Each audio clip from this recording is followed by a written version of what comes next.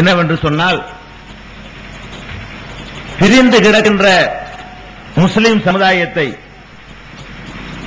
பல்வேறு கூறுகளாக பிளவுபட்டு போயிருக்கின்ற முஸ்லிம் சமுதாயத்தை ஓரணியிலே ஒரு கொள்கையின் கீழ் ஒன்று திரட்ட வேண்டும் என்ற நோக்கத்தில் தான் இந்த நிகழ்ச்சியை நாங்கள் ஏற்பாடு செய்திருக்கிறோம்.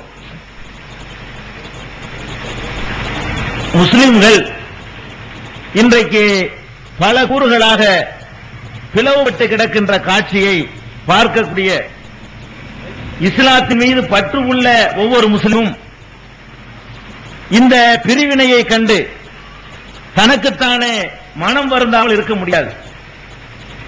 முஸ்லிம்களுடைய வணக்க வழிபாடுகளை பார்க்கிறோம். ஒவ்வொரு பகுதியிலே வாழுகின்ற முஸ்லிமும் ஒவ்வொரு விதமாக தன்னுடைய வணக்க வழிபாடுகளை அமைத்துக் கொள்கிறார். ஒரு பகுதியிலே வாழக்கூடிய முஸ்லிம்கள் கூட தமக்கிடையே பல்வேறு விதமாக வணக்க வழிபாடுகள் செய்வதை நாம் கண்கூடாக பார்க்கிறோம். கொள்கை கோட்பாடுகளை நீங்கள் எடுத்து ஆராய்ந்து பாருங்கள். அதிலும் கூட முஸ்லிம் சமுதாயத்திலே பலவிதமான குழப்பங்களையும் பலவிதமான முரண்பாடுகளையும் நாம் நிச்சயமாக பார்க்க முடிகிறது. அதே போல இந்த கொடுக்கல் வாங்கல், திருமணம், இன்ன பிற காரியங்களை நீங்கள் எடுத்து பார்த்தால் பல்லாவரத்திலே ஒரு மார்க்கம், தாமிரத்திலே வேறொரு மார்க்கம், இப்படிப்பட்ட முரண்பாடுகளையும் இந்த முஸ்லிம் சமுதாயத்தின் மத்தியிலே நாம் பார்க்கிறோம். ஒரே வேதத்தை நாம் வேதமாக ஏற்றிருக்கிறோம். அல்லாஹ் ரப்பல் ஆலமீன் இப்படி நாம் பிரிந்து போவதை, பிளவுபட்டு போவதை, நமக்கிடையே பல கூறுகளாக பல்வேறு விதமான கொள்கைகளை வகுத்துக் கொள்வதை அல்லாஹ் எங்காவது அனுமதித்திருக்கானா என்று நீங்கள் ஆராய்ந்து பாருங்கள். அதற்கான எல்லா வசல்களையும் இந்த இஸ்லாமிய மார்க்கம் அடைத்துதான் வைத்திருக்கிறது. நாம் வேதமாக ஏற்றிருக்கக்கூடிய திருமறை குர்ஆன், இதுல யாருக்காவது கருத்து வேறுபாடு உண்டா?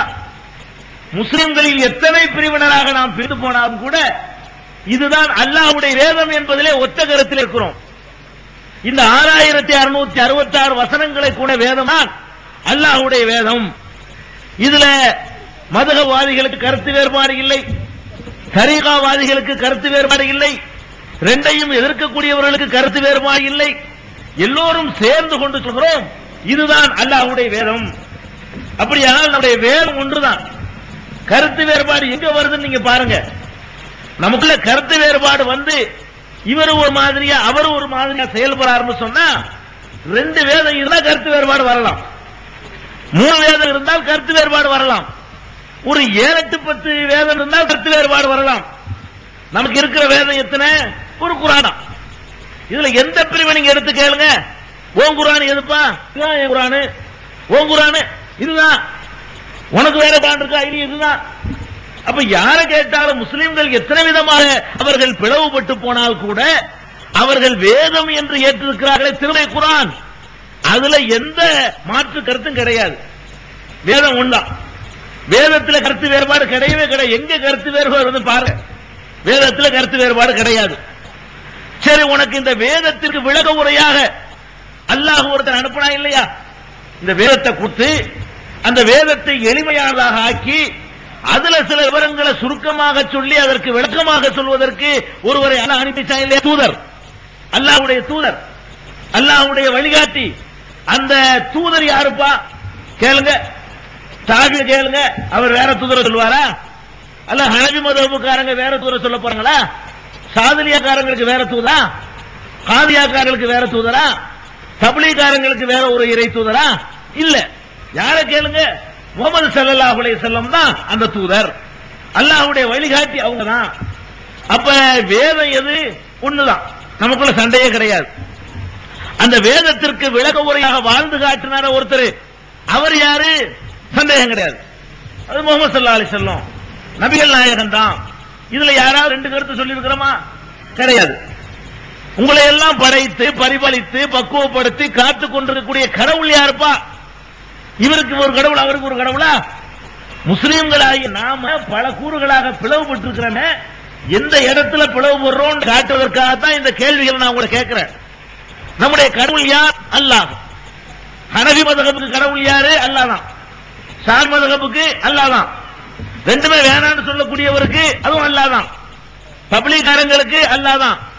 ஜமாத் இஸ்லாமிக்கு அல்லாஹ் தான். எஸ்ஐஎம்முக்கு அல்லாஹ் தான். யார கேளுங்க, முஸ்லீம் என்று சொல்லிக் கொள்ளக்கூடிய எவனை போய் கேளுங்க, எல்லாரும் ஏகமனதாக சொல்லி விடுவோம் அல்லாஹ் ஒருத்தன் தான், அல்லாஹ் தான் எங்களுடைய கடவுள். நம்முடைய கடவுள் யார்? சண்டையே இல்லை நமக்குள்ள. நம்முடைய வேதம் என்ன?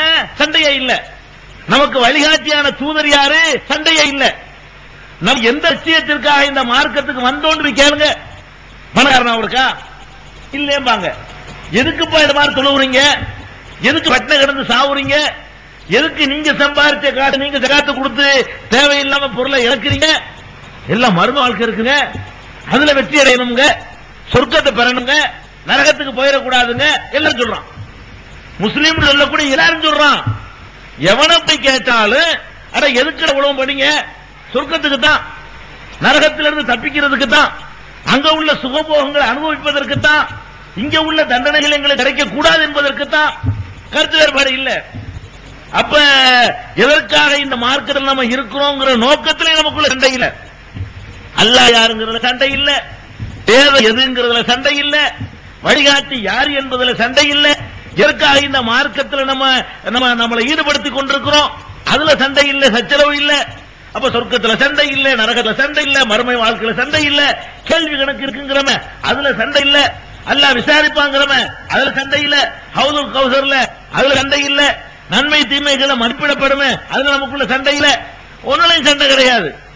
சண்டை எங்க வருது? அப்ப ஏங்க நம்ம பிரிவு போகணும்? யோசிச்சு பாருங்க. ரெண்டு அல்லான்னு சொல்லிட்டு ரெண்டு பேர் பிரிஞ்சா அர்த்தம் இருக்குங்க.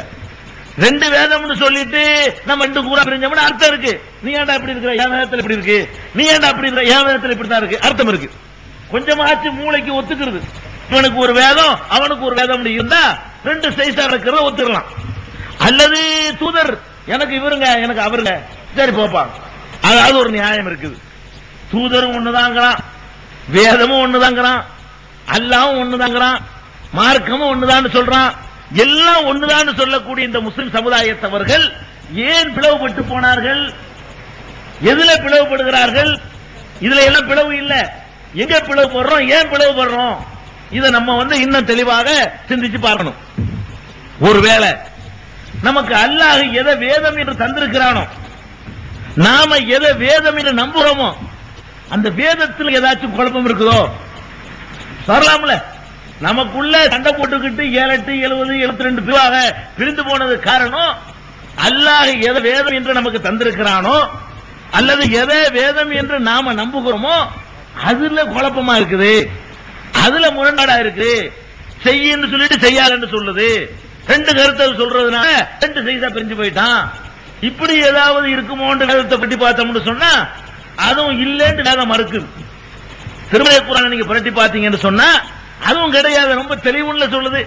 வலகத் யஸ்ஸர்னல் குர்ஆன லிஸிக்ரி, இந்த குர்ஆனை விளங்குவதற்கு நாம் எளிதாக ஆக்கியிருக்கிறோம். ஃபஹல் மின் முர்தகிர், விளங்கக்கூடியவர் இல்லையா? அல்லாஹ் கேட்கிறான் குர்ஆன்ல. விளங்க லேசு. அப்பா யத்ததப்பருனல் குர்ஆன், குர்ஆனை இவர்கள் ஆராய மாட்டார்களா? அம் அலா குலூபின் அக்ஃபாலுஹா, இவர்களுடைய இதயங்களிலே பூட்டுகள் இருக்கின்றனவா? குர்ஆனை சிந்திச்சு பார்க்க மாட்டார்களா? அல்லது அவங்க உள்ளத்துல பூட்டு போட்டு இருக்காங்களா? அல்லாஹ் கேட்கிறான். இன்னொரு சொல்லி காட்டுகிறான், லா யத்தீஹில் பாத்திலு மின் பைன யதைஹி வலா மின் கல்பிஹி, இந்த குர்ஆனுக்குள்ள தவறான செய்திகள் முன்புறத்தில் இருந்து பின்புறத்தில் இருந்து வர முடியாது. ரெண்டு சைடும் கவர் பண்ணிட்டேங்கிறான் அல்லாஹ். இந்த அட்டையில அந்த அட்டை வரைக்கும் நான் கவர் பண்ணி வச்சிருக்கிறேன். தவறான செய்தி இப்படி நுழைய முடியாது, இப்படி நுழைய முடியாது. அப்ப இந்த குர்ஆன்ல தவறான செய்தி கிடையாது. லவ்கான மின் இன்தி கைரில்லாஹி லவஜது ஃபீஹி இக்திலாஃபன் கஸீரா, இந்த வேதத்திலே அவர்கள் அல்லாஹ்வை தவிர வேறு யாரிடம் இருந்தாவது இருக்குமானால் இதுல அநேக முரண்பாடுகளை பார்த்திருப்பார்கள். முரண்பாடு இல்லைங்கிறான். அப்ப குர்ஆன்ல ரெண்டு விதமாக நாம் சண்டை பிடிச்சிக்கிட்டு போறதுக்கு இடம் இல்ல, முரண்பாடு இல்ல, தெளிவின்மை இல்ல, ரொம்ப தெளிவாக இருக்கிறது, குழப்பம் இல்ல. அப்ப ஏன் பிளவுபட்டு போனோம்? குர்ஆன் ரொம்ப தெளிவாக இருக்கும் பொழுது, அந்த ஒரு குர்ஆனை நம்ம எல்லாம் நம்பிக்கை கொண்டிருக்கும் பொழுது நாம பிளவுபட்டு போனோம். குர்ஆனுக்கு இடம் தரல, மறுக்கத்தான் செய்யுது. அல்லது ரசூல் ஸல்லல்லாஹு அலைஹி வஸல்லம் வழிகாட்டிட்டார, அவர் உழைப்பி விட்டாரோ, ஒண்ணு கிடக்கு ஒண்ணு சொல்லி விட்டாரோ, உனக்கு ஹலால் உனக்கு ஹராம்னு பிரிச்சு விட்டாரோ,